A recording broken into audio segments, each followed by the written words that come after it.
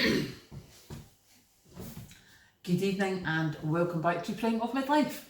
It is Saturday evening. I have recovered somewhat from the excesses of last night.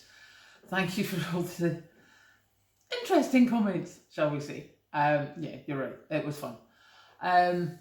Tonight I'm wanting to talk about two different things, and neither of which I have done a whole lot of research on, so it's certainly something to look into yourself. The first one is spray foam insulation in a property. It was on Radio 4 today when I was driving to the radio station. They were talking about how if you have spray foam insulation in your roof space, you may not be able to get a mortgage, remortgage your property, or you might not even be able to sell it unless you can find a cash buyer willing to take it on. And so I did pull up a couple of articles, and basically what they're saying is there's two types of this spray foam insulation: open cell and closed cell. Open cell seemingly says soft, but it's not as good at insulating, so most of the stuff in lofts is closed cell, which is solid, and it is a vapour barrier, which means condensation, which means it can actually rot the wood in your roof.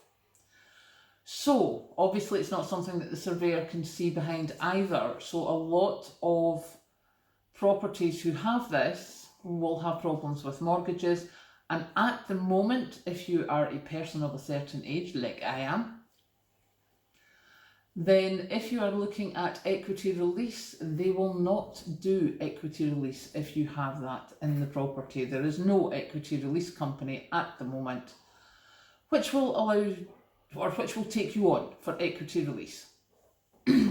So that's the first thing.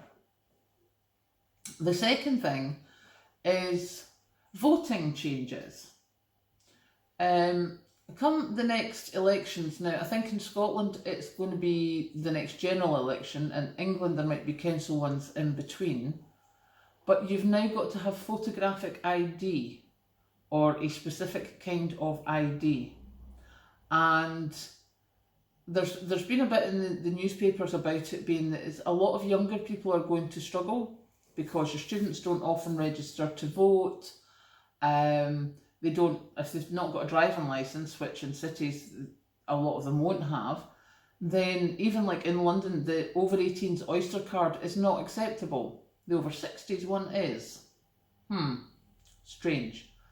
So if you have young people in your family, please encourage them to go and have a look at this list. It's on the Electoral Reform Society webpage, this list of what is acceptable.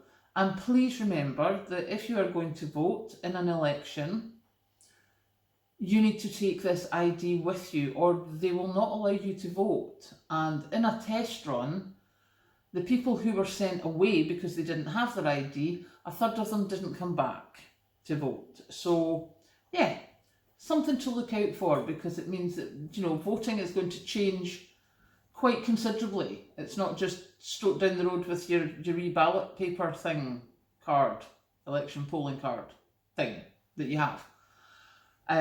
You're going to need to have ID. So please do get yourself updated with that, and make sure your family knows as well, because if you've got kids who are maybe 17 just now, 18 next year, make sure they've got an ID that's valid. Because I'm pretty sure I don't remember seeing a National Union of Students card there. So yeah, that is me. So it's just a short video tonight. I'm away to go and have tea and cake, and tomorrow I will be out and about and I will show you what I've been up to late morning tomorrow. Catch you later. Yay!